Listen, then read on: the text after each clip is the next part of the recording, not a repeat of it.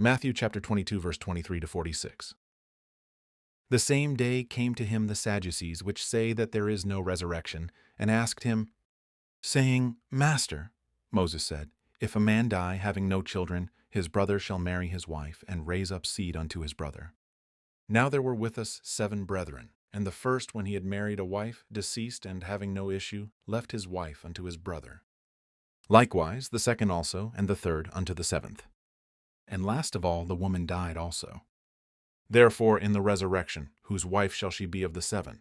For they all had her. Jesus answered and said unto them, Ye do err, not knowing the Scriptures, nor the power of God. For in the resurrection they neither marry, nor are given in marriage, but are as the angels of God in heaven. But as touching the resurrection of the dead, have ye not read that which was spoken unto you by God, saying, I am the God of Abraham, and the God of Isaac, and the God of Jacob? God is not the God of the dead, but of the living. And when the multitude heard this, they were astonished at his doctrine. But when the Pharisees had heard that he had put the Sadducees to silence, they were gathered together. Then one of them, which was a lawyer, asked him a question, tempting him, and saying, Master, which is the great commandment in the law? Jesus said unto him, Thou shalt love the Lord thy God with all thy heart, and with all thy soul, and with all thy mind. This is the first and great commandment. And the second is like unto it, Thou shalt love thy neighbor as thyself. On these 2 commandments hang all the law and the prophets. While the Pharisees were gathered together, Jesus asked them, saying, What think ye of Christ? Whose son is he? They say unto him, The son of David. He saith unto them, How then doth David in spirit call him Lord, saying, The Lord said unto my Lord, Sit thou on my right hand, till I make thine enemies thy footstool? If David then call him Lord, how is he his son? And no man was able to answer him a word, neither durst any man from that day forth ask him any more questions. This section of Matthew 22 records 3 important conversations that reveal both the wisdom of Jesus Christ and the unbelief of Israel's religious leaders.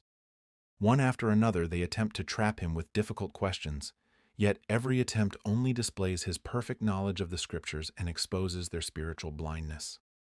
The Sadducees, who denied the resurrection, present Jesus with a hypothetical situation involving a woman who had been married to 7 brothers according to the law concerning raising up seed for a deceased brother. Their question is not sincere. They are trying to make belief in the resurrection appear unreasonable. Jesus immediately corrects them by saying, Ye do err, not knowing the Scriptures nor the power of God. Their greatest problem is not intellectual but spiritual. They neither understand God's word nor believe his power to raise the dead. Jesus explains that marriage belongs to this present earthly life, and that in the resurrection people will not marry but will live in a different order established by God. To prove the resurrection, Jesus quotes God's words to Moses at the burning bush, I am the God of Abraham and the God of Isaac and the God of Jacob.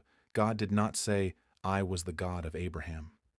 Although the patriarchs had physically died, they were alive before God. Jesus demonstrates from the very books accepted by the Sadducees that the resurrection is a biblical truth. The Pharisees then send a lawyer to ask which commandment is the greatest in the law. Once again, Jesus answers with perfect wisdom. He quotes from the law itself, declaring that loving God with all one's heart, soul, and mind is the greatest commandment, followed by loving one's neighbor as oneself. Every other commandment ultimately depends upon these 2 foundational truths. The law was never merely about external obedience, but about wholehearted love for God expressed through love for others. Jesus then asks the religious leaders a question they cannot answer. What think ye of Christ? They acknowledge that the Messiah is the son of David, but Jesus points them to Psalm 110, where David calls the Messiah Lord. If the Messiah is merely David's descendant, why does David call him Lord? The answer is that the Messiah is both the son of David according to the flesh and David's Lord, because he is the eternal Son of God. The religious leaders cannot answer because they refuse to accept the true identity of Jesus. Their rejection is not caused by a lack of evidence, but by unbelief. From that day forward, no one dares question Jesus publicly again. Every attempt to discredit him has failed. Matthew presents Jesus as the perfect teacher, the promised Messiah, and the divine Son of God whose wisdom no man can overcome. This passage reminds us that true understanding begins with submitting to God's Word. Intellectual arguments cannot replace faith in what God has revealed. Jesus alone is both David's son and David's Lord, the promised Messiah, who deserves not only our admiration, but our worship and obedience. Thank you for watching. Subscribe for more KJV Bible teaching. Until next time, search the Scriptures. Grace be with you.